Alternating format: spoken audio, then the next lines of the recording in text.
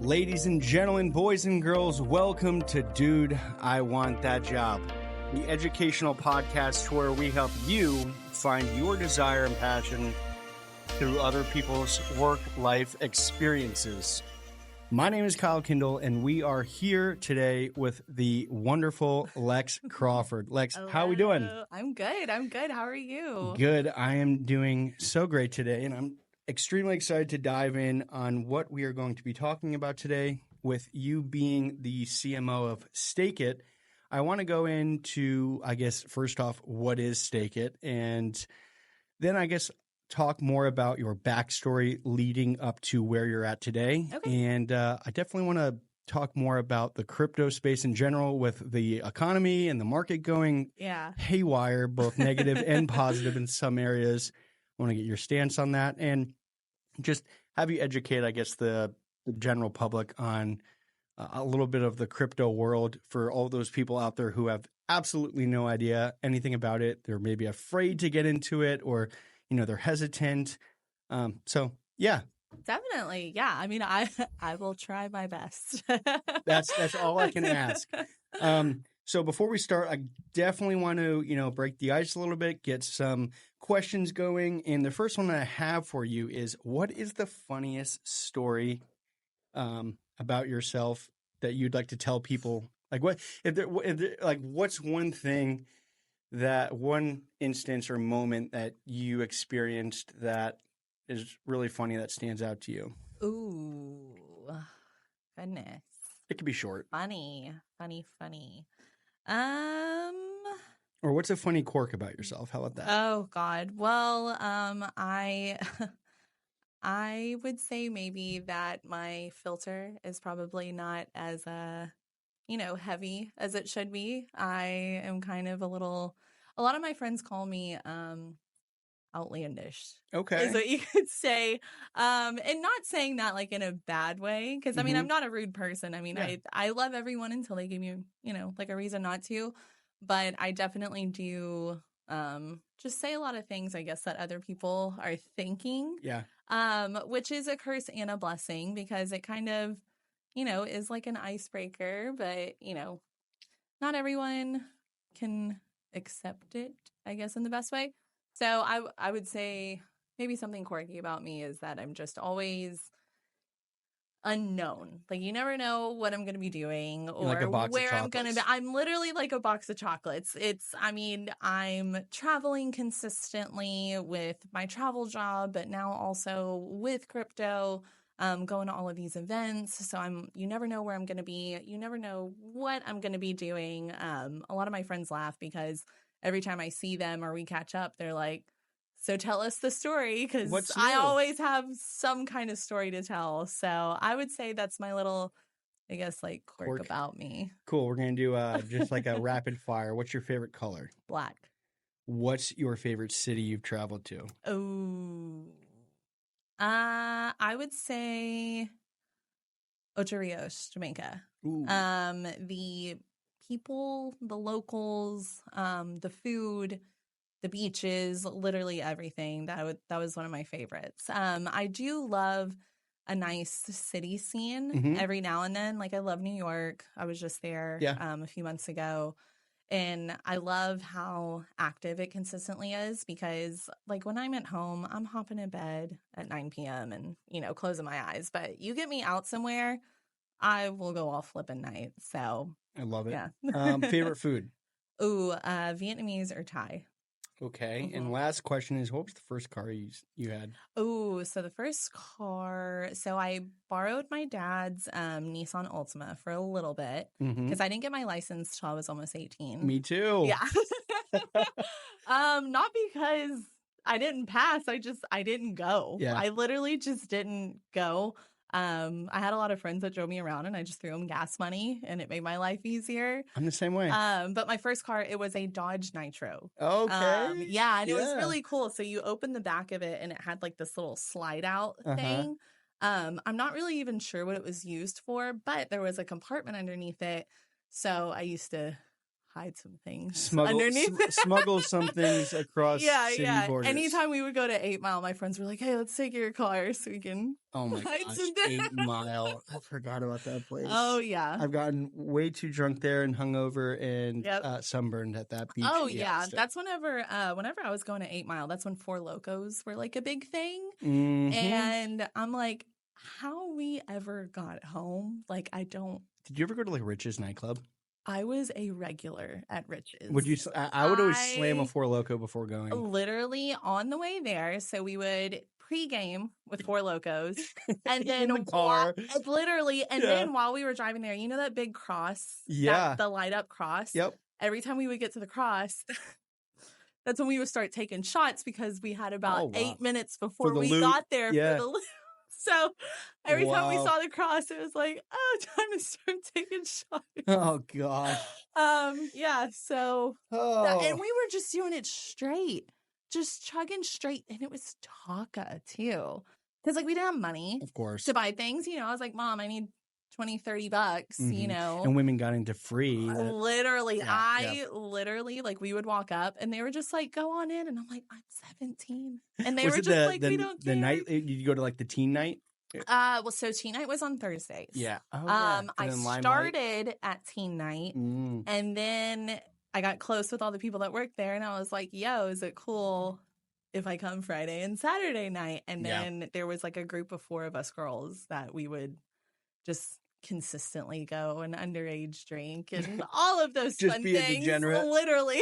Well, it's led you to becoming a mom and having kids, and clearly you no longer in clubs, drinking Taka and Four Locos. So I definitely want to, I guess, backpedal a little bit and talk about, I guess, your upbringing. Are you from League City? No, I'm not. So I was born in Channelview. Okay. And I was there till I was about 5 or 6. Moved to Spring, moved to the Woodlands, moved to Sweeney, moved to Crosby. Then I moved to Friendswood. So I was always the new girl. Yeah. Growing up, which for the longest time I felt like was kind of a curse. But then I kind of made it like my personality. Like, okay, kind of starting over, or getting to reintroduce myself, which I love talking to people. So that was always a fun thing. I will say though, whenever I started high school in Friendswood, I wasn't too sure what I was getting myself into until I went there. So it was a little bit of an adjustment just because, Friendswood's a small town and people that are established, they're established and they have their little cliques and stuff. So, it took me a little bit to kind of find my way and like make new friends and things like that. But I eventually, I was fine. I was good. It seems like, I mean, especially if you were so used to traveling. So what made your family travel? Was it your mom's job, your dad's job? So my mom was always a stay-at-home mom. Nice. She always took care of literally everything. I never had to ride a bus. I never had to go to daycare, anything like that. My dad's job was the one that moved us the most, which, it was always Houston based. Yeah. But we just moved around a lot. But my mom she never really got to travel that much, like as a child. So any opportunity that she saw to take her family anywhere, we went. Majority of the time that was Disney. Yeah. Just because we had so much fun there. But we did do like New York, we did up north, we did things like that.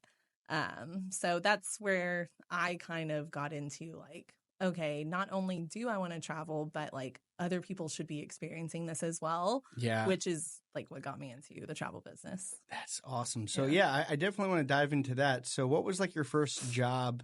Did you go to college? No. Well, that's a lie. So I went for a semester at Alvin Community College. Okay.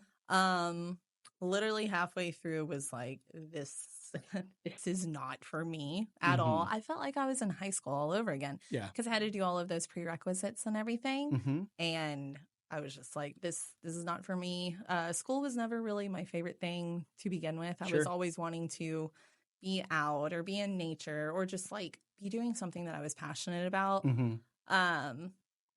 yeah, Did you ever, and I remember you said you were a dancer. Mm-hmm. Did you ever pursue that at a more elite level, or did you just kind of do it in high school and call it good? No, so I've been a dancer since I was 22 months old. Wow. Yeah, I literally started, they took me because I was potty trained. Wow. Nice. So I've been dancing ever since then. I had my first solo when I was 5 years old. That's incredible.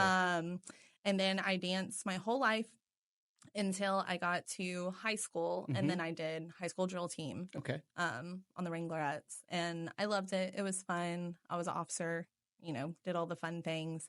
And then once I decided that college wasn't for me, my parents were like, look, if you're living here, either you go to college or you get a job. Yeah. One of those two. And I was like, I'll take the job. Yeah. Like, I don't want to go to college. So I started working at a dance studio. Okay. And I taught competitive dance for about 6 years. Okay. Like had my own team and everything like that. And then once I had my second child, I was like, I might want to step back a little bit because studios don't open till the afternoon. So I was gone basically from like 4 to 10, like every afternoon.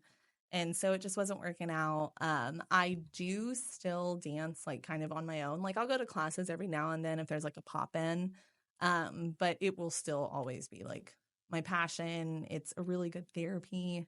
But yeah, I love it. What kind of dancing? I've done everything. I've done tap, ballet, jazz, modern, contemporary, hip hop. I've done a little bit of salsa. I've done silks. As an adult, I tried out pole classes. Wow. Let me tell you. I heard this a workout. Let me tell you. So I've always been like active and like strong. What I thought was strong. Literally the first class, they're like, all right, you're going to climb up there. And I was like, me? I'm like, I jump up and I'm like this high off the ground. And I was like, goodness. How am I supposed to get up here? So I will say upper body strength. I gained a lot of that because I did it for about 3 months solid. Nice. Just because I originally wanted to do it because I was like, this is something I've never done before. But then it turned into like, oh no, like I need to get good at this. I got to get good at this. Like I need to be strong. So I give the girls that work at nighttime, I give them a lot of credit because that shit is not easy. Yeah, it makes you wonder, right? Like at strip clubs, like the ones that are not in shape. You're like, are you doing something wrong? What are you doing? Yeah. How? That's crazy. I don't. Disclaimer: I do not go to strip clubs, but yeah.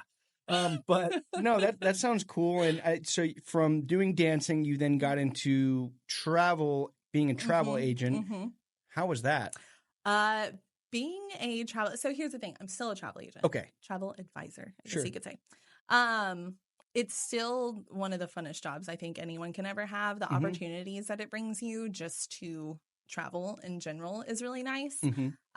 Like Sandals, they're really good about like, hey, send out 2 agents, like whenever I went to Jamaica. Yeah. Literally 3 weeks before, they were like, we need 2 agents to come out because we're doing like the summit thing just to like do resort tours and promote it. And I was like, hi, my passport's valid. Like, say less. So just like opportunities like that.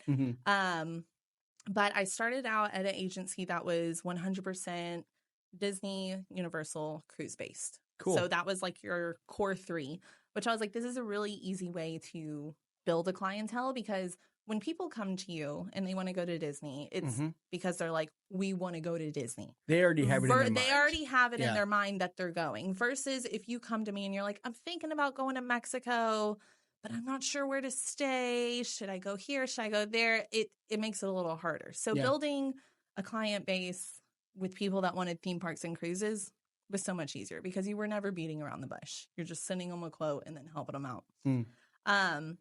So I grew pretty quickly in the agency that I was with, and I became a top sales agent within the first 3 months of being there because I was creating content. And a lot of ladies that are in the travel industry are like 40 plus years old. It's like real estate, right? Yeah, exactly. Yeah. So I was one of the younger ones, and I was like, TikTok was blowing up and booming at the time. This was in 2018. Okay.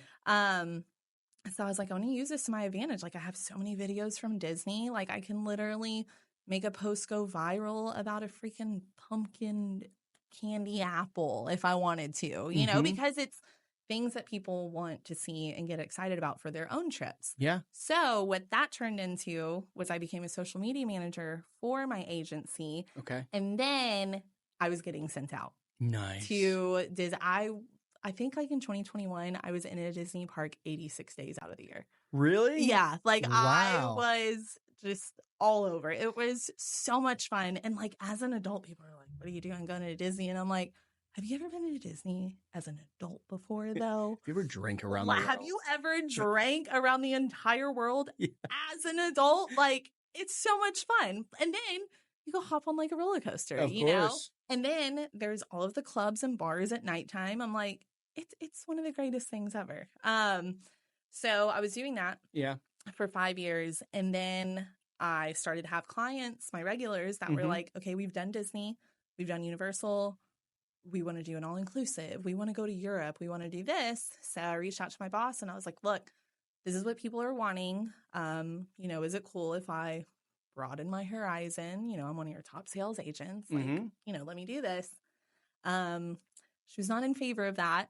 So unfortunately, I had to leave the agency that I was with, which sucks because now they're selling all of these other suppliers. And I'm like, that's what I was trying to do, which is fine. So I moved to a different agency that is much more lenient and laid back, but that means I can sell whatever I want. That's awesome. If you come to me and you're like, I want to go to Hong Kong, I might not know much about it, but give me 2 days and I'm going to give you the best Hong Kong trip of your entire fucking life. That's so sweet. Like, which I really like about it because it gives me the freedom to just kind of do whatever. Do as you please. Yeah. So then how did you get connected into the crypto space? Like, so from that job to this one, especially, was that pre or post COVID? That was post COVID. And I mean, for anyone out there who knows, like I know that, you know, you had the meme stocks, the meme coins, Bitcoin went through the roof during COVID.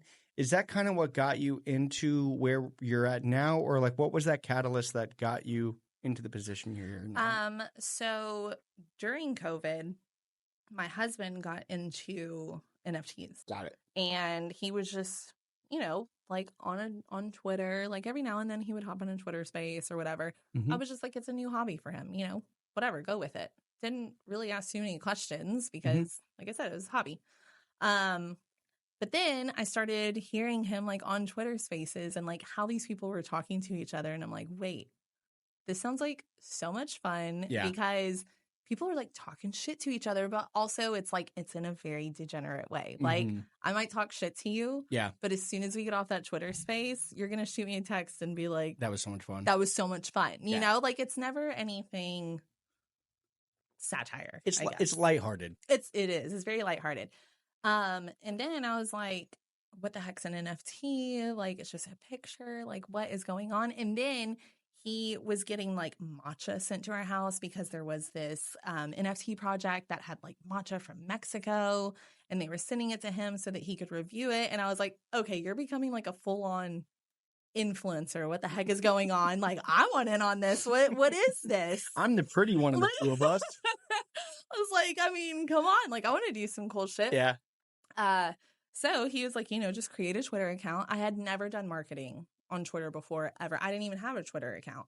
So I created a Twitter account and I was like, well, what I'll do is I'll just hop in some Twitter spaces to learn about crypto, but I'll promote my travel business on there. That flip-flopped very, very fucking quickly because the first Twitter space I ever hopped on, they were just like, oh my God, like, you know, you're a salesperson, like you're really good at talking with people. Like you could totally do something like in this ecosystem. How cool. And I'm like, I don't know jack shit about crypto, but you know, I'm open to learning because I was so burnt out from travel that I was like, I need to find something new. Well, you were coachable. Exactly. Like I am always open to learning new things. So I just, you know, I got an NFT and it was Solana. Okay. I got onboarded through Solana. And I just literally sat in Discord and like asked questions, like saw what people were doing, what was going on. And this was whenever NFTs were like full throttle booming. Like we were doing raids, we were doing all sorts of things. So all of those people that I met on that very first Twitter space, actually, 2 of them are now my boss for Whoa. my new company, which is so crazy because like they were the first people to ever hear me speak on a Twitter space, and they were the ones that were like, You're hired. oh my God, you could totally do this. Yeah. And then here we are a year later. Well, actually, it was only 6 months later that Task, who's now the president of my company, was like, hey, do you want to be CMO of our company? And I was like, hold the fuck up. Yes, I do. Here's the thing. I've never been anything before, but like, if you want to take a chance on me and like let me run with this, I'm all about it. And now here we are. So STAKIT is a company that is founded out of Dubai. I was doing some research. Correct? Yeah. So we're based out of Dubai. Yeah. We also are based out of Hong Kong. Okay. But we are a legally registered business. Like we have lawyers and everything like that. We're not a project. But we're a staking platform for ordinals. Okay. Yeah. And so for everyone out there who might not know, what exactly is what is staking? So staking is basically, well, the way that we're doing it. Yeah. So first off, there's no staking for ordinals. And Okay. before I get into staking, I'll explain what an ordinal is in the easiest way possible. So you have your NFTs. Got it. Non-fungible token. There we go. And it's either Solana, Ethereum, whatever. Yep. Those are your NFTs, and they're the cute little pictures, JPEGs that you see online, Ordinals are the Bitcoin equivalent of. And that's on the BRC20 token or No. So it's an inscription on Bitcoin. So that's the difference between like an NFT and an ordinal is it's actually inscribed like through the blockchain. It's completely different. Through technology and coding. Yes. Got it. So it can be an image, it can be a video, it can be music, like literally anything that can be an uploaded file. So the ordinals are the JPEGs just on Bitcoin. Yeah. Easiest way to explain it. Okay. So what we're doing is we're having projects come to us and creating a staking platform for their holders. So what that is you're going to go onto our website and you're going to stake it. Okay. Yeah. Which is basically it's holding it in a spot. Like I can't sell it. I can't do anything with it. Got it. So because of that, I'm holding that asset. The founder of that project is now going to reward me for it. Okay. Because I'm not just trying to sell it off. Yeah. So what we're doing is you stake with us. The founder comes in. They can provide BRC20 tokens. They can provide runes. Whatever it is that they're wanting to reward their holders with, that we're providing the platform for it. So Rune, per Google, it says Bitcoin Runes is a protocol that enables the creation of fungible tokens on the Bitcoin blockchain. Does that sound about right? Yes, that sounds very right. Okay. Still a little confusing, but yes. Well, and here's the thing: there's so many, and runes are very new. Okay. Runes came out, I'd say like 2 months ago. Wow. Yeah, like when I mean new, like very new. So for the beginning of it, everyone was excited. And then the technology behind runes is a little more complicated versus, other tokens or whatever. So it got a little bit of FUD for a bit. But now that people have figured out how to utilize them and how to use them, they're back on. Like, I guess you could say, like, people are now hyped about runes again. Yeah. Which is why that's what we wanted to provide for founders to give to their holders because also it's on Bitcoin and, That makes sense. And so one thing I wanted to go back and talk about is you mentioned Solana earlier being your first project. Have you been watching the news lately? And what's your thoughts on the disruption that Solana is causing within the crypto ecosystem? Because, it's taking out a lot of these big time coins, right? Like the big sell with Solana is that it can do like thousands of transactions per second to where you have like Ethereum, it takes more gas. And look at it like a gas to your car, right? Like in order to go from A to B, your transaction to this coin, it takes travel, right? Gas. Well, within the crypto space, that gas is technology moving it and data and actual energy that is moving it. So it does that so quickly, it costs less in technology costs. Is that Yes. okay? So Ethereum has always been known for having high gas fees. Mm-hmm. So the gas that you're using Mm-hmm. to transfer it, with Solana, it's instant. So, you've got maybe a 0.005 transaction fee whenever you're trading something or whatever. Ethereum, here's the thing. I don't even hold any Ethereum, only because, I've only been here for about a year. I've got Solana and I've got Bitcoin and then, just my random meme tokens and everything. So I've never actually messed with Ethereum before. Everyone that I know, they have Ethereum NFTs, all of that. But all that I've ever heard from them is the gas fees. So I just never messed with it. So also I started on Solana, which is so easy to work with. I was like, why would I, as a new trader, I guess you could say, like, why would I mess with something that's more complicated? Makes sense. So then I got hired by STAKIT, and I was like, I should probably get into Bitcoin. We're working with ordinals, so I should probably get into this. So I have a couple of ordinals now. I'm holding some Bitcoin. But yeah, so Solana, when it comes to news, I don't watch news. So I don't know what the news is saying. I know that it's probably still saying like crypto's a scam and, all of those things. But I will say that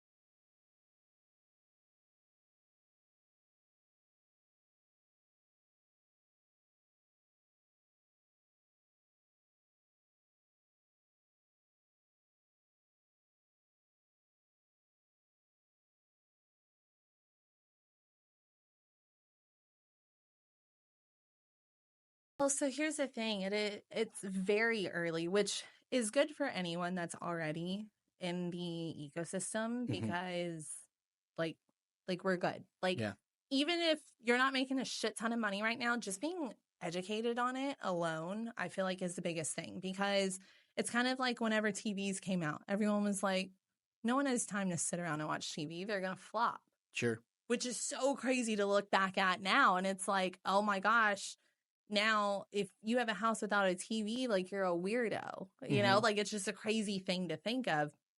So the way that I look at crypto is it's like, yes, people are going to FUD it right now and they're going to talk shit about it and be like, we don't need any of that scammy shit. But it's like, okay, but in 5 years from now, in 10 years from now, whenever these banks actually start crashing, which they're already slowly doing that, like you want to be educated on how to at least utilize it or how it can be useful to you or just, I don't know. I just feel like education alone with crypto should be pushed more. A lot of people, the second that they hear the word crypto, they're just not even listening anymore. And it's like, they don't take you seriously. You should be listening though. I'm not even telling you to invest. You don't have to invest if you don't want to. I'm never going to give out financial advice. Yeah. But at least just knowing how it works and how good and easy it actually is, I feel like is the main thing that needs to happen right now. Yeah, and I mean, not even to get too political, right? But even if you were to look at like this whole central bank digital currency thing that they're trying to do, the concept makes sense, but it's the heart behind it that's really scary because with that, what makes crypto so great is the fact that it's decentralized, which means that there's no central bank, no one owner to it. Mm-hmm. But with this CBDC, it is a centralized banking digital currency, which means it's no different than a bank, except the government is controlling who gets it, how much you get, which is why they're what trying it's to worth. push it so hard. Correct. It's a control thing. It is a control thing, and I think that a lot of nefarious things will come from it. But I don't know. I think educating yourself on it, you're right, is so paramount, because even if you are a parent, a grandparent, person just standing by, watching all of this, I think it's so important to at least be educated in something you don't know, because I think it's always going to be here. It is. And I mean, it's digital. The word digital is always going to be around, and the word digital is going to evolve consistently as well. I mean, look at the iPod. I got my first iPod when I was in like 6th grade, and it was this metal brick that had pixel letters on it. And now, like, I have an iPhone that's literally holding my crypto. Like, I mean, it's just insane how just in that short amount of time it's evolved. So anything tech-wise is always going to evolve. It's like whenever you have a developer who's like creating a website, you think that they just went and learned how to create a website. Like, no, there's always going to be new tech. There's always going to be new things. So they're consistently trying to keep up with the tech. So it's like you don't have to be in the tech world to be educated on how to keep up with what's going on, which the U.S. and I mean, not even the U.S., just everyone in the entire world, I feel like has done a pretty bad job whenever it comes to keeping people up to date, because they don't want to. They purposely keep the current yeah, which is why, like, on the news, NFTs are dead, crypto's a scam. Like, don't you think at this point, if they're telling you something's bad, you might want to think that it's probably something good. Yeah. I mean, you look at anything that the news tells you. It only takes about 5 months before it comes out to be that it was actually the opposite of what they said. Exactly. Yeah, and I think that's really interesting. And I know the biggest concern that people have with, these digital currencies is the fact that it's digital, right? Like, I know there's pending world wars in the talks, and I know people are like, well, what happens if, there's an EMP and everything goes down? Well, my argument to that is, well, even your cold hard cash might be gone. Yes, it's maybe in a bank, but as anyone who's educated in the banking system knows, if I were to go to the bank and try to pull out $100,000 of mine, they're going to be like, it'll be 10 to 12 business days because they got to find it. Correct. They don't have it. Correct. They're shuffling around going, where do we get this $100,000 from? Yeah. So it's one of those things to where they don't even have it there. It's all a facade. And I'm not a huge Andrew Tate guy, but he always talks about the Matrix, right? And it does make sense, right? How it's all a facade, how, judicial systems, banking systems, medical systems, insurance systems, it's all a scam. It's all a facade to make us feel like we're safe, when in reality, there's a lot more going on behind closed doors. Yeah. That we're just not privy to because we're not in the club. Yeah. But enough of that. I'm going to get off my soapbox on that before I get canceled. But I do want to transition to, I remember talking to you earlier about a lot of these meme coins, right? So you have like your big coins, which are your ETH, your Solana, your Cardano, like these big mainstream beasts. But then you also now are seeing the rise of meme coins. Oh, yes. And I would love to get your take on those, right? Because you have Caitlyn Jenner just came out with one. Iggy Azalea has one. I think Hulk Hogan had one, or it was a rug. Yep. You have Super Trump coin, which is I don't understand. And then I saw on the internet today, Sydney Sweeney has a coin that is that a rug pull? We can totally get into that. Yeah, let's dive into that. Yeah. So it started out with, and when I mean started out with, this was like a month and a half ago. Okay, like so it's brand new. Yes, it is still very fresh. We're all just sitting on Twitter, going about our day, and all of a sudden it's Caitlyn Jenner, and it's a video saying like, "Hi, this is me. Like, I am launching a token, on Solana. like buy my token. Mm. And everyone's like, Buy my token. okay. Also though, there was a filter on her face. So it looked like her eye was twitching and like something. So we're like, okay, does someone have like an entire face filter over and they're trying to scam us? Like what's going on? Come to find out it was just like a filter just to make her look better. Mm. But yeah, she 100% launches this token. It was called Jenner. It blows the fuck up. Mm. Everyone's like buying into it, doing these things. Well, then you have your Twitter influencers who are like, let's get you on a podcast. Yeah. Like what's going on? Because last bull run, celebrities were dropping tokens like 24/7. I wasn't around for that. So I had no idea what the hell was going on. Mm-hmm. I'm like, what is this? Like, what's going on? So there was actually this guy named Jakey. He's like one of the bigger like Twitter influencers. He does a lot for the ecosystem and just like Solana in general. He went and met with her and they had lunch. They were talking about like her token. They hung out, a very, very lovely person. But then it turned into this girl, Mika, who she works for Rug Radio. And she did a podcast with Caitlyn Jenner and Sophia, who is her assistant. Okay. And they went deep into politics. Deep into politics. Caitlyn Jenner is a full-on Republican, I think. Well, right? and I don't even Or like to use the words Republican and Democrat anymore because I feel like it's a uniparty. It literally, it's like people are just you're just whatever at this point. Yeah. But very much like pro-Trump. Yeah. So there was like a whole podcast about that. But then Iggy Azalea is like, I'm gonna drop a token. And we were like, okay, is this one a scam? Like, we don't know. And it was called Mother. She launches it. Not only does she launch it, it rips. And just straight up. And she's consistently on Twitter learning about crypto, talking about crypto. Like, we're going to do good things for this. Like, I'm not just here to rug, and run away. Like, I'm actually here for something. I got in very early with Mother, and I was very excited about that. My bags are doing very well right now. Nice. But she actually went to Wall Street and was like talking to people on Wall Street about how this is like going to be the next big thing. And I'm like, girl, you do you. Like, we are sitting here applauding because then 2 days later, you have Hulk Hogan launches a token. So we're like, oh my God, let's get in. I want to buy some Hulk. Within about 22 minutes, I lost my money because it was someone that had hacked the account and dropped the token, took their money, and literally ran. The account got suspended. So we're sitting there like, what happened to all the tweets? Like, where did all of his tweets go? Why is there no tweets anymore? So then we're all trying to sell.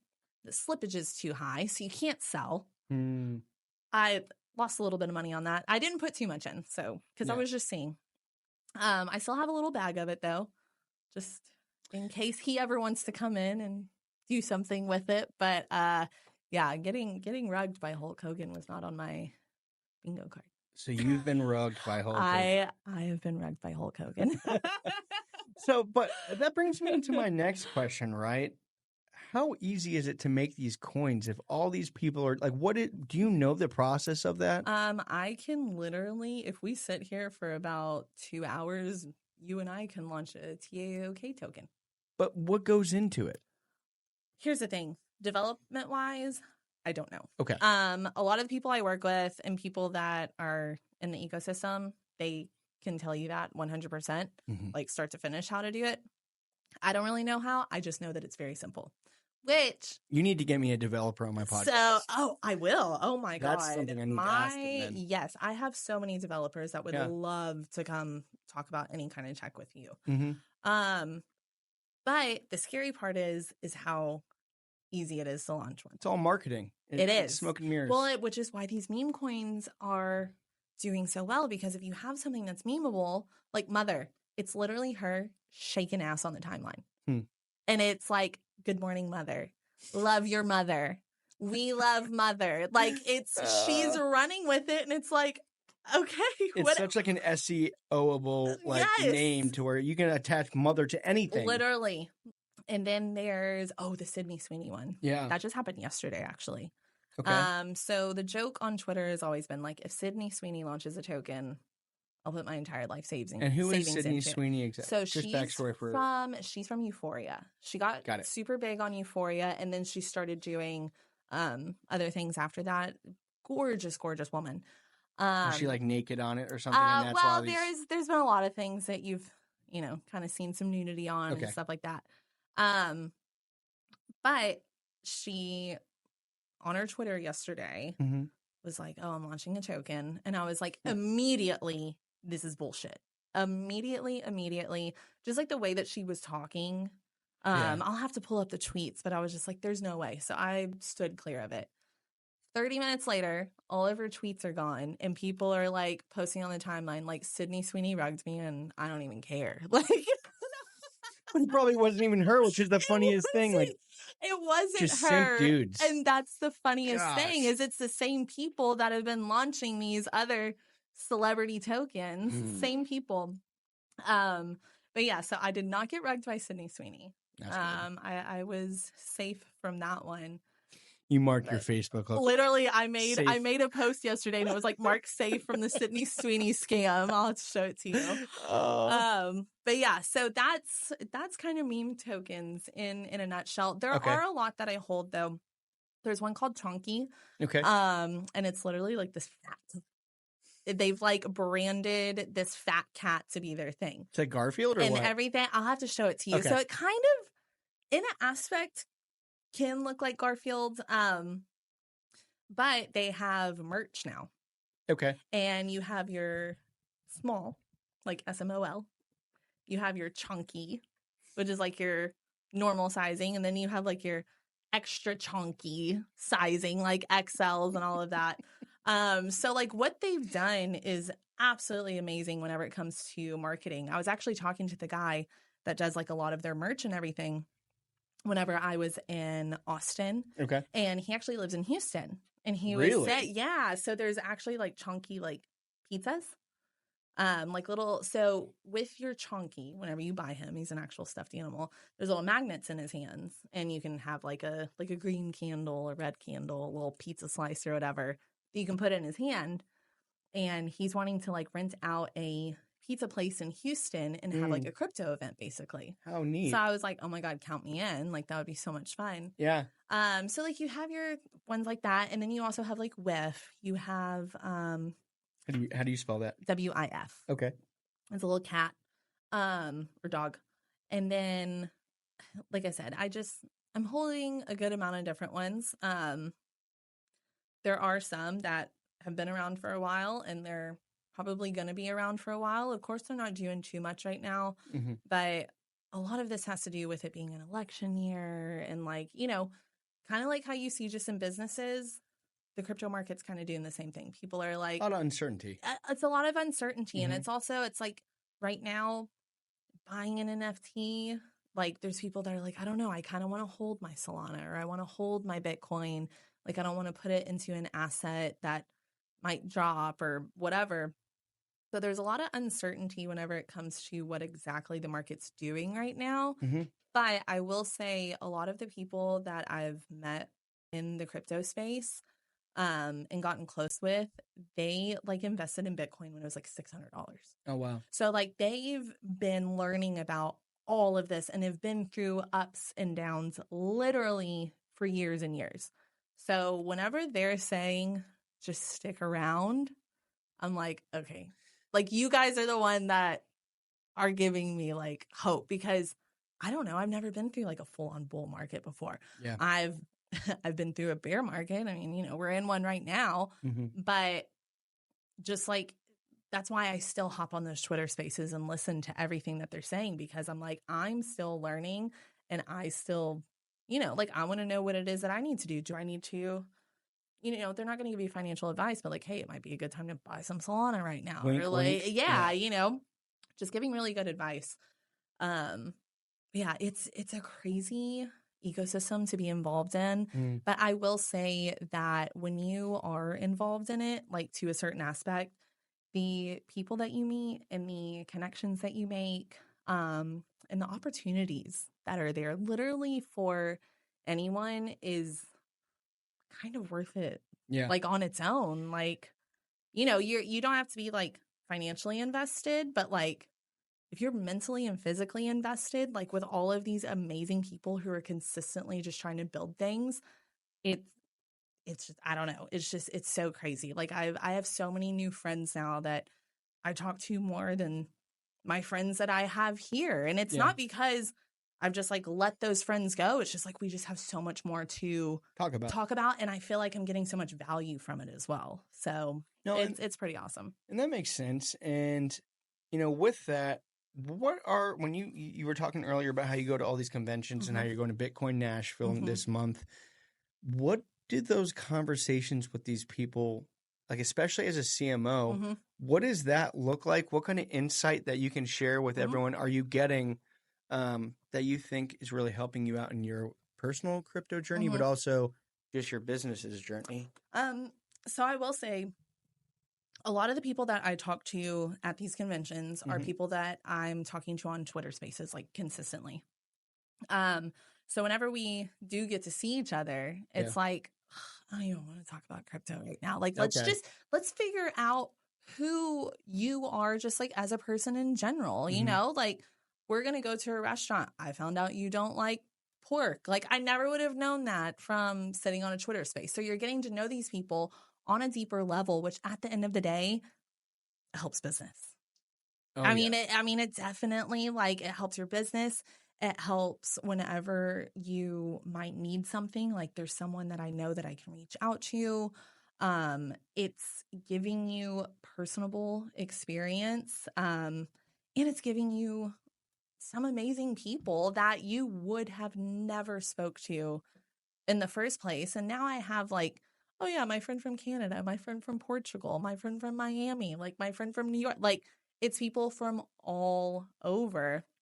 And I don't know, it's the experiences and networking and things that you can do at these conventions is insane because you go to the actual convention during the day, like with your booths and setups and everything. And that's where you're finding your potential investors. That's where you're finding new tech. That's where you're finding all of this, hearing keynote speakers, all of that. And then as soon as the convention's over for the day, everyone goes back to the hotel, freshens up, and then that's where the nighttime events start. And those, let me tell you, the freaking crypto side events that happen. The parties are unreal. Oh my God. It is so much fun. And what's fun is everyone that's there, we're constantly doing this, behind a screen.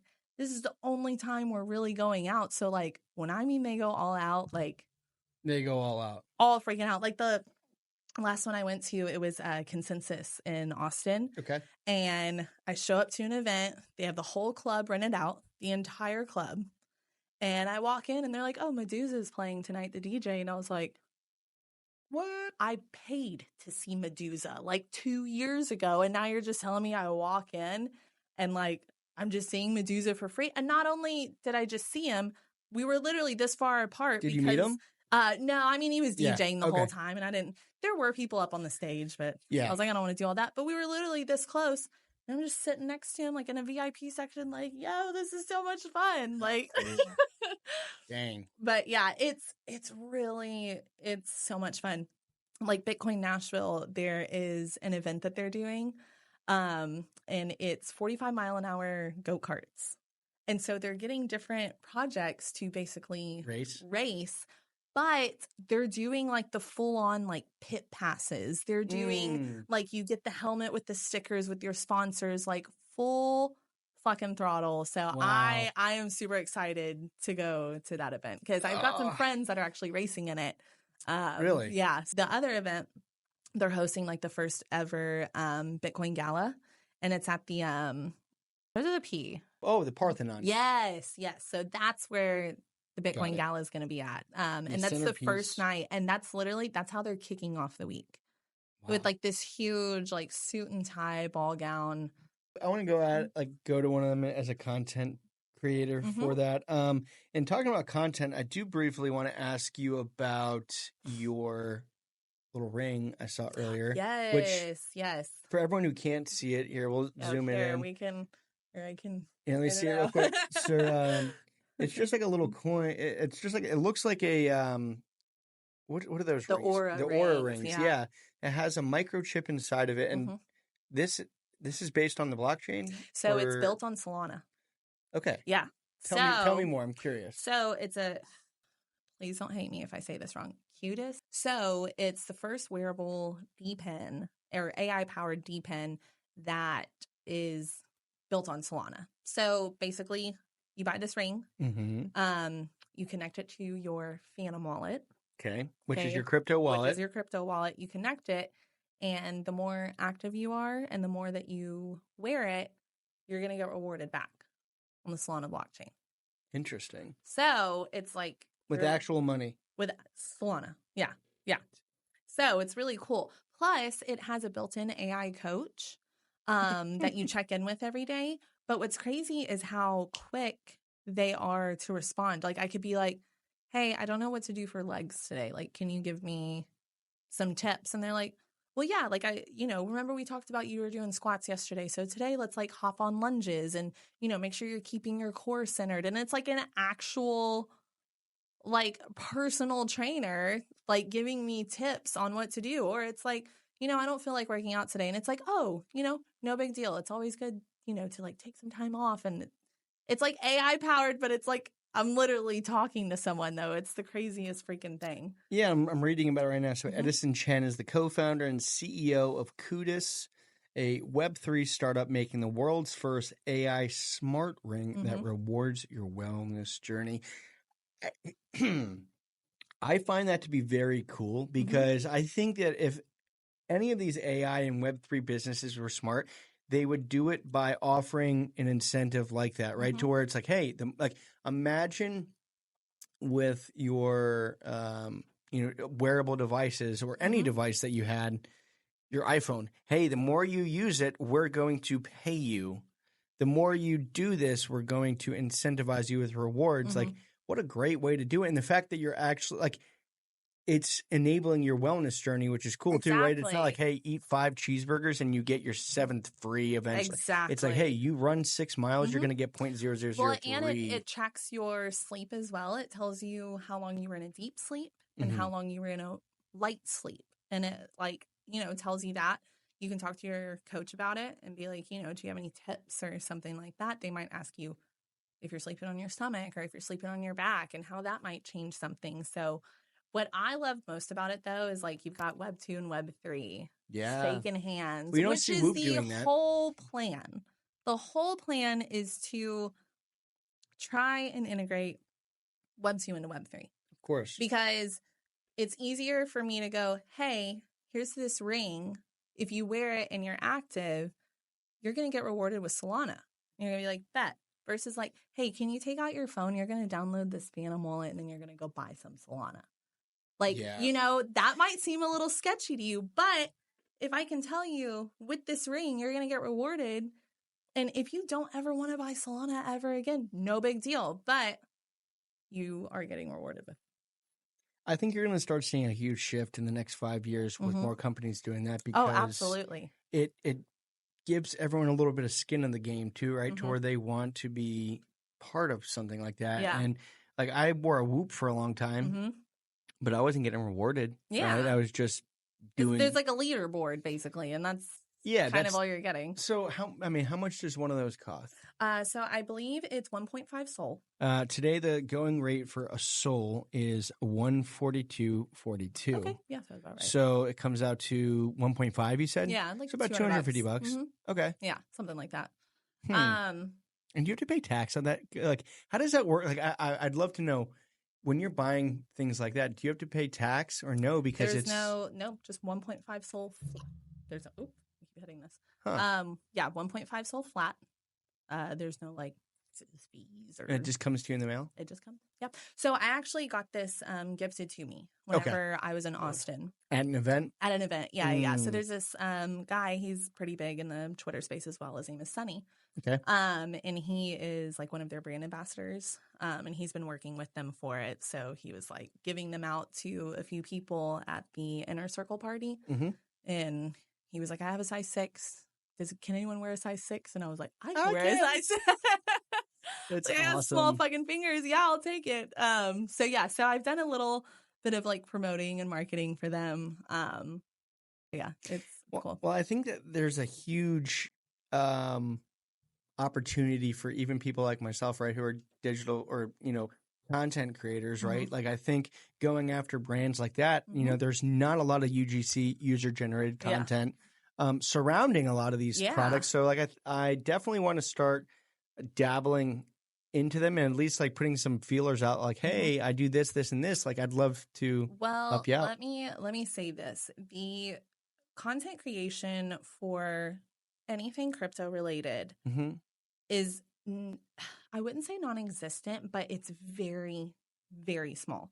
Versus like whenever I was a Disney influencer, I was competing with hundreds of thousands different Disney influencers so that freaking Loungefly would send me a backpack in the mail.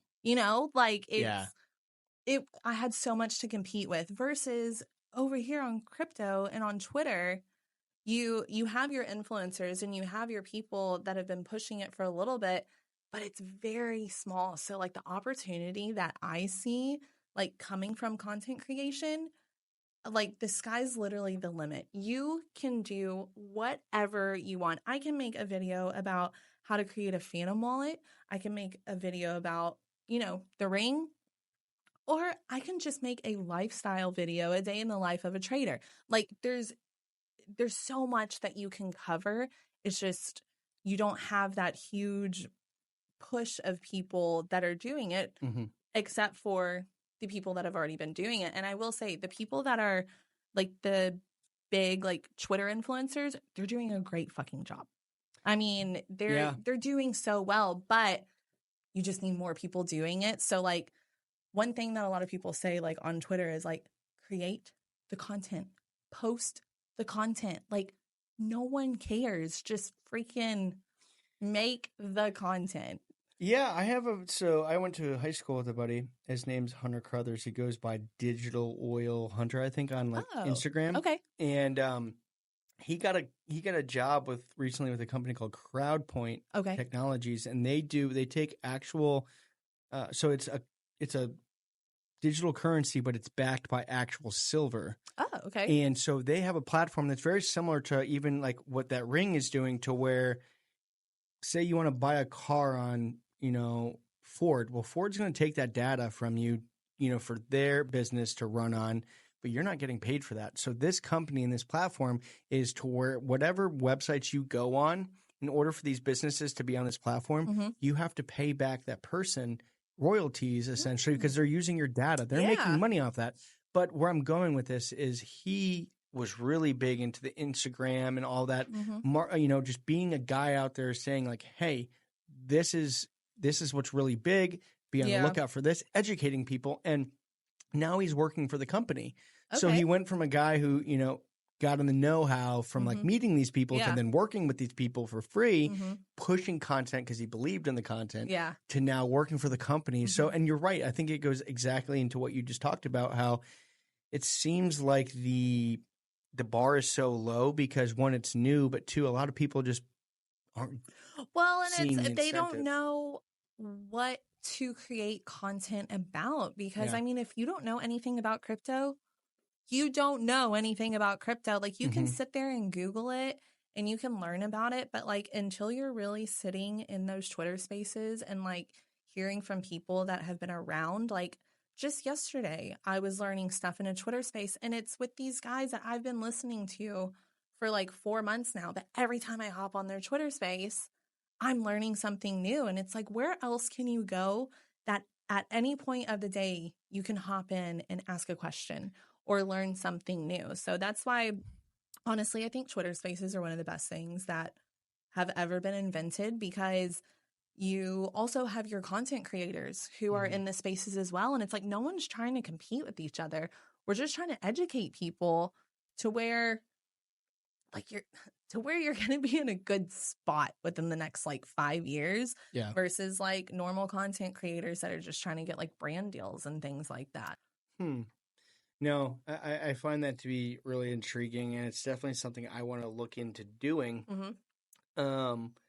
I just, the one thing that I always wonder, though, or I guess the question I go to is where, like, what are these Twitter spaces? Like, for everyone out there who, like, I have a Twitter account, I barely go on it, but now I'm very intrigued after this conversation to where I want to maybe join one, right? Or maybe I just want to get in the know. Like, can you shout out like 3 of your favorite Twitter spaces definitely. to join? So Twitter spaces are it's like a centralized area where you can go and you can either do AMAs on there. You can just talk about crypto in general. You can talk about whatever you want.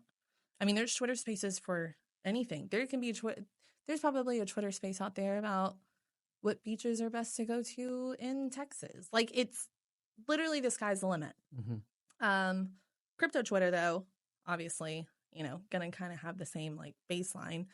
But there's one space, it's called Everything Ordinals. Okay. It's one of my favorite spaces to hop into. It's run by these 2 guys. Their names are Good Things and Polymath. And then there's this other guy, his name's English. And they are some of the most like intellectual people that I've met when it comes to crypto, but it's not even that. It's also the fact that, like you're like, I've never been on a Twitter space before. You could literally go up there as a speaker and be like, hey, I'm new here. And they are going to welcome you with open arms. You can ask any questions. They're not going to kick you down because you don't know anything about crypto. Because there are some Twitter spaces where it's like they're running on a topic and they want to stay on that topic, so they don't really have time for people to come in and ask questions. But with them, literally first time I hopped in there, it was about 3 months ago. And I was like, hi, like, I know about crypto, been in Solana, newer to Bitcoin, but they're very ordinals based. So I was like, this is perfect for me to hop into. And now I just go up as a speaker almost every time. And they have like 300, 400 people in there just listening. And I mean, we're just literally, you can talk about anything. But like I said, I have learned so much from their Twitter space that and they do it every single day, Monday through Friday. So what would be, I guess, me asking the question selfishly from a content creator, business owner, creative studio, media guy, like, or is this a space that I could join and give almost like a pitch? Like, hey guys, I'm Kyle Kindle. Absolutely. I have a podcast and I have a media company. Is there anyone out there that needs content for like, where's the platform to do that? So I will say on those bigger spaces, going up and shilling, it's more of like you have to be invited to like promote yourself. Got it. But the smaller spaces, 100%. 100%. You can go up, request to be a speaker, and they're like, hey, I see your name's Kyle. Like, what is it that you do?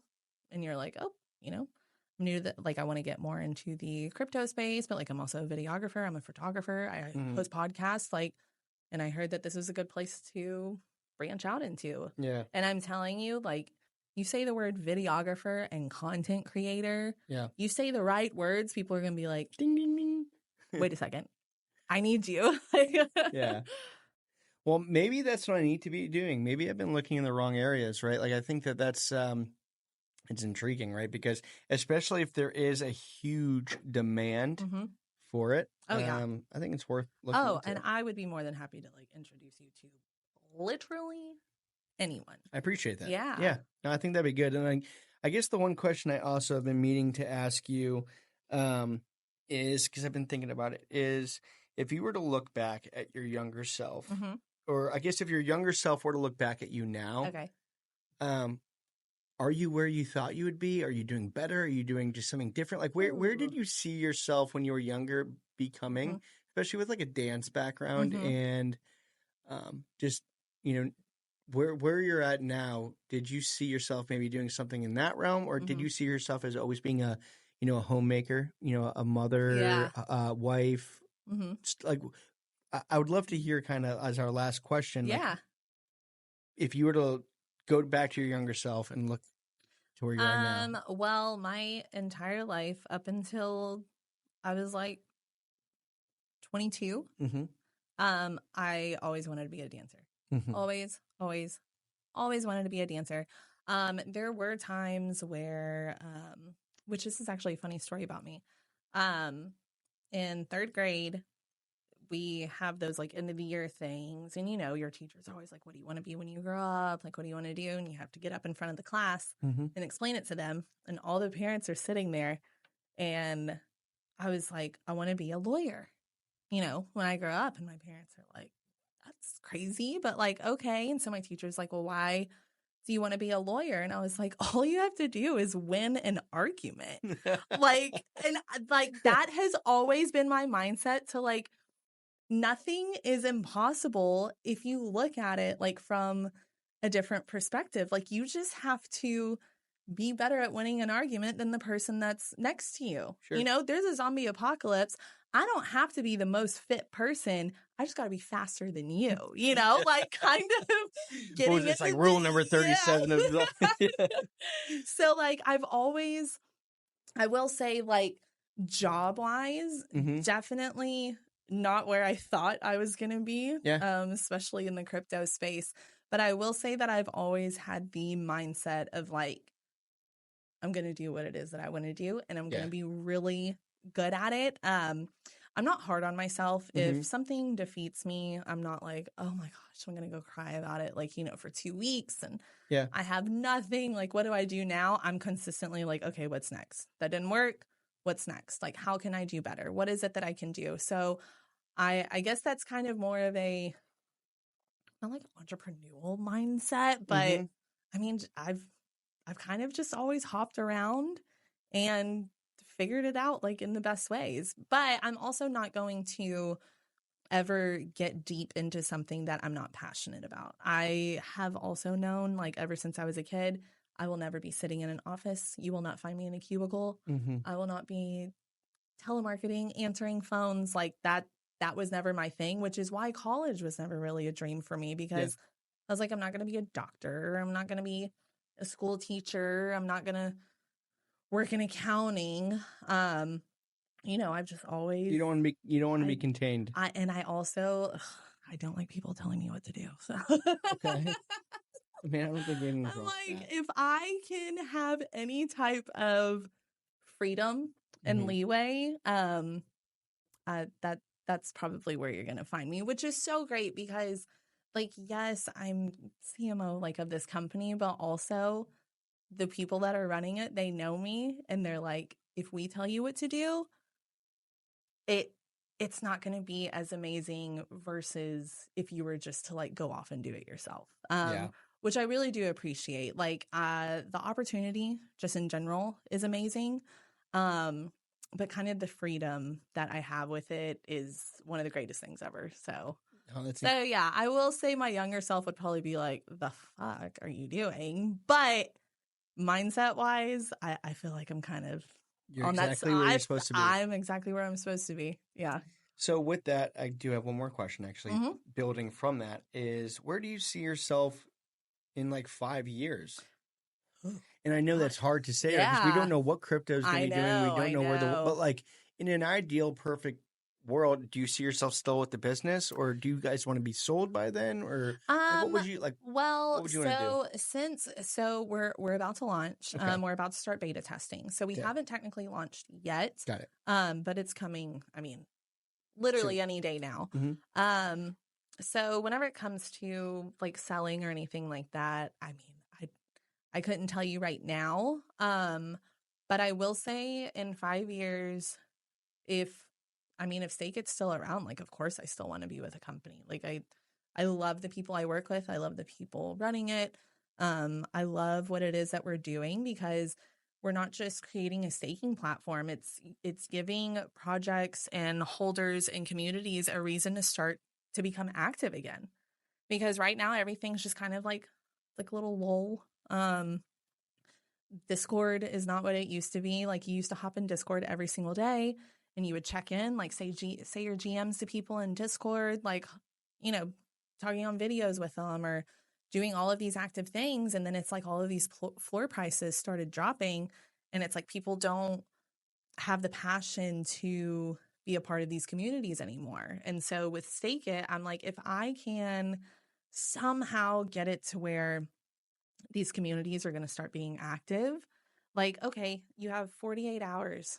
If you stake your ordinal within the next 48 hours, we'll give you double the points, double the rewards, you know, like making it fun again. Because whenever I first joined the crypto space, NFTs were booming and I loved it. That's literally how I fell in love with NFTs and crypto in general, because of all the people that I was meeting from all around the world. And like, I was learning about new tech, and like we were just consistently talking with each other and like trying to make things greater. And, you know, it's not really like that right now. So No, I love that. And once again, I appreciate you stopping by yeah, today. thank you so much for the podcast. What is a good way, you know, you want to shout your socials out? Is there any way or way?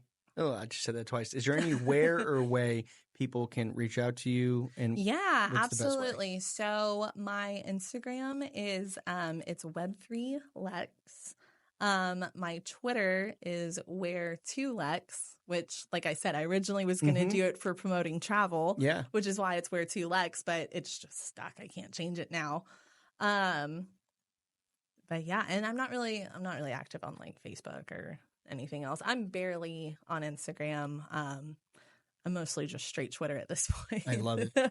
Or X, I guess you can say. I never go on it, but I think I need to entertain. No, definitely. I would love to like have you on a couple Twitter spaces. Yeah, and like, cool. Hey, this is Kyle. Like, you know, the podcast that I posted, this is literally his. Like, I mean, I would love to. That'd be great. Fun. It would be awesome. So thanks so much, guys, for watching or listening to this podcast, however you're consuming it.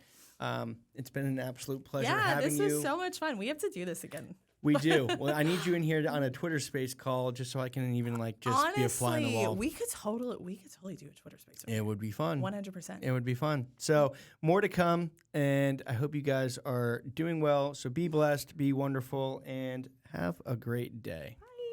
Bye.